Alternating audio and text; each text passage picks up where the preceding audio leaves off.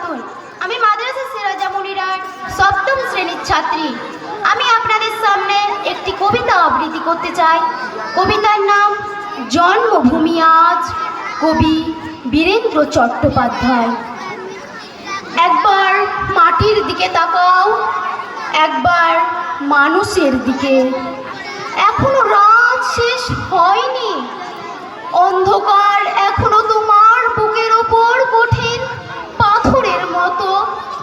তুমি নিঃশ্বাস নিতে পারছো না।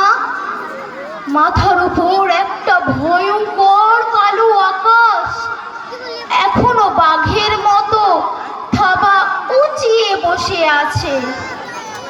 তুমি যেভাবে পারো এই পাথরটাকে সরিয়ে দাও, আর আকাশের ভয়ঙ্করকে শান্ত গলায় এই কথাটা জানিয়ে দাও, তুমি ভয় পাওনি।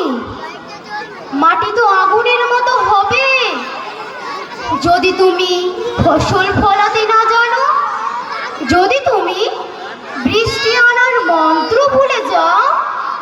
তোমার স্বদেশ তাহলে মরুভূমি। যে মানুষ গান গাইতে জানে না, যখন প্রলয় আসে সে বোবা ও অন্ধ হয়ে যায়। তুমি মাটির দিকে তাকাও, সে প্রতীক্ষা করছে।